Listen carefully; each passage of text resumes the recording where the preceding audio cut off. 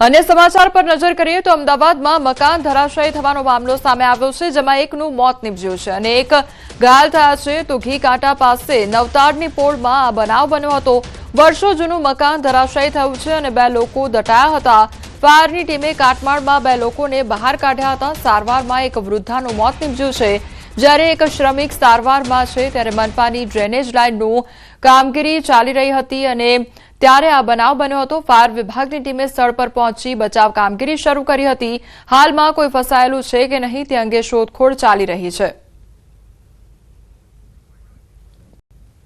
તો મકાન ધરાશાયી થવાનો મામલો સામે આવ્યો છે અને જેમાં બે લોકો દટાયા હતા, જેમાં એક વૃદ્ધા જે છે તેમનું મોત નીપજ્યું છે, તો અન્ય જે શ્રમિક છે તેને સારવાર અર્થે ખસેડવામાં આવ્યો છે।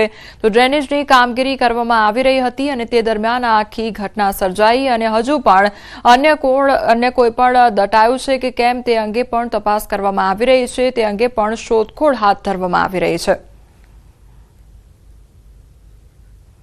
તો અમદાવાદની આ ઘટના સામે આવી છે કે જ્યાં મકાન ધરાશાયી થવાનો મામલો સામે આવ્યો છે। તો એમસીની ડ્રેનેજ લાઇનની જે કામગીરી હતી તે ચાલી રહી હતી અને તે દરમિયાન નવતાડની પોળમાં આ જે દુર્ઘટના છે તે સર્જાઈ હતી। મકાન ધરાશાયી થયું, જેમાં બે જે વ્યક્તિઓ હતા તે દટાયા હોવાની ઘટના બની હતી, જેમાં એક વૃદ્ધાનું મોત નીપજ્યું છે। અમદાવાદ ક્રાઇમ બ્રાન્ચે બાળક તસ્કરીનો પર્દાફાશ કર્યો છે। નોબલનગર પાસે કારમાંથી નવજાત બાળક સાથે 3 શખ્સો ઝડપાયા છે। ત્યારે 3.65 લાખમાં હિંમતનગરથી યુનુસ પાસેથી નવજાત બાળક ખરીદ્યું હતું। હૈદરાબાદના એજન્ટ નાગરાજને વેચવા માટે જતા હતા અને આરોપીઓ નોબલનગરથી એરપોર્ટ પહોંચે તે પહેલા જ મહિલા સહિત 3ની ધરપકડ કરવામાં આવી। બાતમીના આધારે રોશન અગ્રવાલ તેમજ વંદના પંચાલ અને સુમિત યાદવની ધરપકડ કરવામાં આવી। વંદના અને રોશન અગાઉ પણ બાળ તસ્કરીમાં ધરપકડ કરવામાં આવી હતી। ત્યારે ક્રાઇમ બ્રાન્ચે માનવ તસ્કરીનો ગુનો દાખલ કરી વધુ તપાસ હાથ ધરી છે। એક યુનુસ નામની વ્યક્તિ જે છે જે ઈડર દાંતા રોડ જે છે, ઈડરથી બનાસકાંઠાની જે બોર્ડર છે આપણે સાબરકાંઠાની, ત્યાં એ રોડ ઉપરથી એ લોકોએ આ બાળકને યુનુસ પાસેથી મેળવેલું અને આ બાળક એ લોકો હૈદરાબાદ જઈને આપવાના હતા।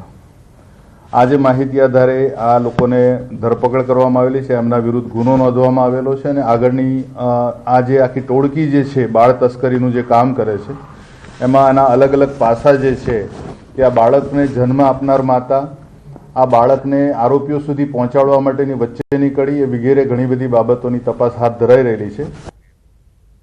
ડાંગમાં દુષ્કર્મનો ભોગ બનેલ સગીરાને ન્યાય માટે રજૂઆત કરવામાં આવી। તો ડાંગ સ્વરાજ આશ્રમ શાળામાં 15 વર્ષીય સગીરા પર દુષ્કર્મની ફરિયાદમાં આરોપીને કડક સજા માટે ગામ લોકોની કલેક્ટરને રજૂઆત કરવામાં આવી છે। પીડિતાને ન્યાય માટે ધારાસભ્ય વિજય પટેલ સાથે ગામ લોકોએ કલેક્ટરને આવેદનપત્ર આપ્યું। તો ધારાસભ્ય વિજય પટેલે કહ્યું કે આ ડાંગ જિલ્લા માટે દુઃખદ અને કલંકિત ઘટના, આરોપીને કડક સજા થાય તે માટે જ્યાં રજૂઆત કરવી પડે ત્યાં કરીશું। ખૂબ આક્રોશ છે કે આ ડાંગ માટે ખૂબ ખરાબ ઘટના બની છે। ત્યારે આ ડાંગના તમામ લોકોએ એક નિર્ણય કર્યો છે કે જે પણ વ્યક્તિએ આ ખરાબ દુષ્કર્મ કર્યો છે એવાને એને સજા મળવી જોઈએ અને જે દીકરી છે દીકરીના પરિવારને પણ ન્યાય મળવો જોઈએ। મહીસાગરના લુણાવાડાના ભાણપુર ગામે તસ્કરોનો તરખાટ જોવા મળ્યો છે। 4 જેટલા શખ્સોએ ખુલ્લા મકાનને નિશાન બનાવ્યું। ઘરના સભ્યો જાગી જતા પરિવારને બંધક બનાવ્યા અને ઘરમાંથી 1.5 લાખની રોકડ અને 4 લાખના દાગીના લઈ ફરાર થઈ ગયા। ઘરમાં હાજર 5 જેટલા લોકોને બંધક બનાવી ઢોર માર માર્યો। તો મકાન માલિકને દોરડેથી લટકાવીને અન્ય મકાનો ખોલવા માટે પ્રયત્ન કર્યો હતો। સંઘર્ષ કરતા મકાન માલિકને પગના ભાગે તીક્ષ્ણ હથિયારથી હુમલો કરવામાં આવ્યો। તો ઘરના સભ્યોના મોબાઈલ ફોન પણ પડાવી લીધા હતા અને કટર વડે જાળી કાપીને 4 જેટલા તસ્કરો ઘરમાં ઘૂસી ગયા હતા।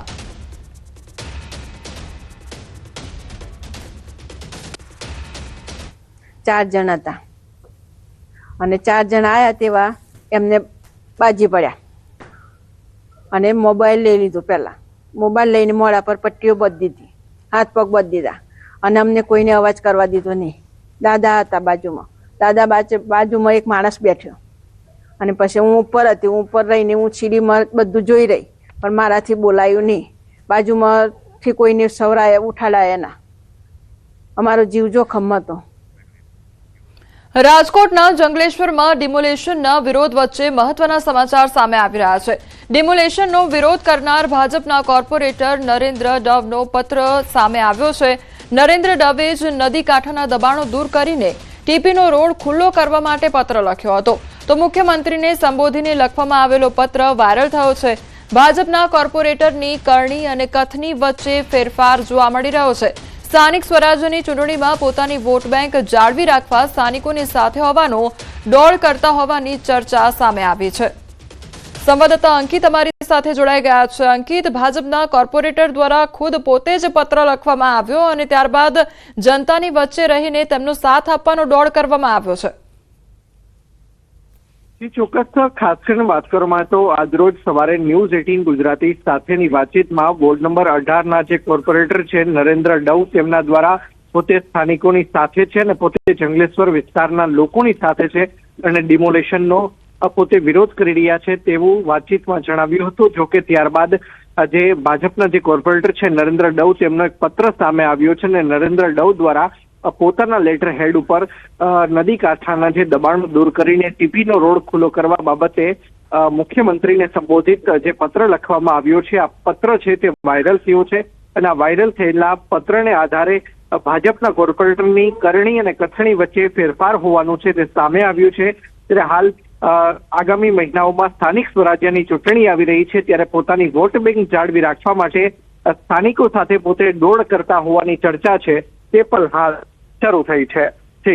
જે અંકિત, ડિમોલેશનની કામગીરી કરવામાં આવી રહી હતી તે દરમિયાન લોકોનું કયા પ્રકારનું રિએક્શન હતું અને હવે આ પ્રકારે જ્યારે પત્ર જે છે તે વાયરલ થયો છે, લોકોનું શું કહેવું છે?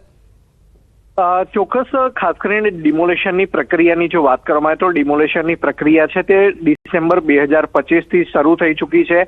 ક્રમશઃ નોટિસો છે તે પણ પાઠવવામાં આવી રહી છે. સાથોસાથ કલેક્ટર તંત્ર દ્વારા જે ત્યાંના રહીશો છે કે જેમના ગેરકાયદેસર મકાનો છે કે તેમના દબાણો છે તે દૂર કરવામાં આવનાર છે તેમને પણ 3 વખત છે તે જિલ્લા કલેક્ટર તંત્ર દ્વારા છે તે સાંભળવામાં આવ્યા છે ને 2 દિવસ પૂર્વે 202 અંતર્ગત નોટિસ છે તે પણ પાઠવવામાં આવી છે.